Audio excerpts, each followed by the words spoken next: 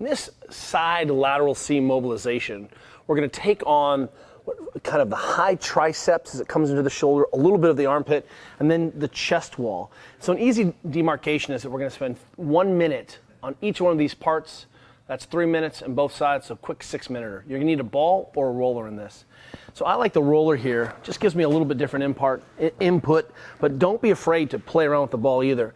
So unlike the lat, we're much higher up on the armpit. So I'm going to start in this mid-range because it ties the two together, then I'll go up and down. So I've got a minute on the clock, and what I'm going to do is try to scrub and see if I can't soften and just put some input into this armpit. And notice that my arm goes over my head into this position, and this really loads this tissue into a position where it starts to become on tension. Here I have less bite, but in this position, in this lateral seam, is really where I'm seeing the good work to be done. So I'm just going to roll side to side. I can scrub back and forth and reach, but all I'm going to do is just sneak around, working my way north a little bit, and try to pull into the armpit. You can actually feel what feels like your subscap there, and my job is to try to pull and push and pull and push and just keep making these little figure eights. So I pull backwards and I roll over the top and I keep just figure eighting back and forth. And as I come up onto a minute into this armpit, you realize there's a lot of work to be done. But I want to think about improving this system here. So feel free to freestyle as you need, but we're going to try to cover some distance. So notice what I'm doing here with my arm. I'm making some figure eights or some shallow ovals. And what I'm trying to do is take this lateral seam up into the long head of the triceps. So I only have a minute here, and I want to just see if I can trap that ropiness of the triceps where it crosses the shoulder into the arm. And you can see that I'm pinning that triceps down, and I go back and forth.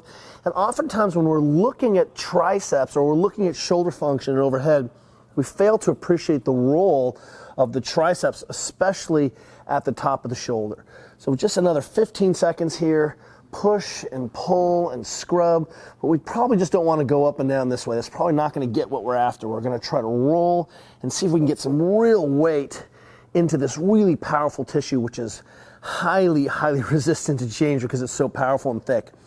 Then I'm going to take this down for the last minute, and I'm going to go right into the chest wall here. So here's my nipple, and what I want to do is see if I can actually roll onto the side of the chest and scrub back and forth a little bit. I can make that pull and push. I'm going to go a little slower because there's not a lot of meat here, but this is the area where the serratus is coming in and attaching to the scapula. So you have a big scapular stabilizer mover rotator. It's one of the part of the upward rotating couplet of like levator, scapula, and serratus. They work as a force couple here. And what we're trying to do is see if we can't just free up and put some input into that serratus. So I can feel like I can add this rotation and smear back and forth, but just a quick minute on that chest wall. And what you'll see is that that takes us up into a reasonable dose where I've spent 3 solid, detailed, focused minutes trying to improve how this arm is working through this area. So we'll switch sides here. We'll do the same thing, and we'll start again in the middle. So what's nice about this is that if we work on this as a system over 3 minutes, we can get a lot of change, but we don't have to dwell here forever and ever. So arm up into the meat of the armpit, sort of where I left off with some of the other mobilizations into the lat, but feel free to push and pull and roll back and forth. So add that rotation in, see if you can't shear, get a little bit of motion, and then feel free to take that up a little bit further. Again, one of the things that's miraculous about this is we feel like we can actually get in to some of the deep musculatures of the armpit here, and that will take us right into the triceps so that I'm able to get into this triceps effectively, pushing and pulling, working my way up into this thick, powerful arm musculature that becomes a crucial component of stabilizing, moving the shoulder. And I'm going to pull one direction and push the other direction.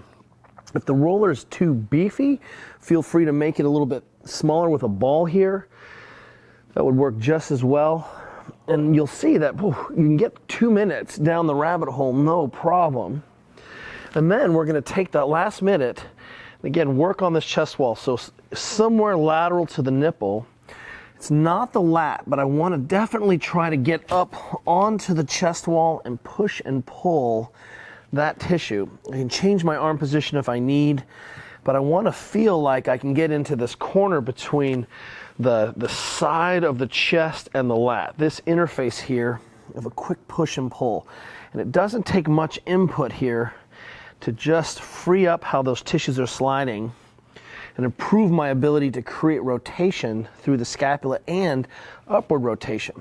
That's serratus is the boxer muscle, and it rarely gets the input and the dedication and attention that it needs. So easy way to address it is, instead of just mobilizing serratus, let's go ahead and apply it to this greater shoulder functionality. So you've got 3 target areas: side of the chest, into the armpit a little bit, and into the top of the triceps. That's 3 quick minutes each side.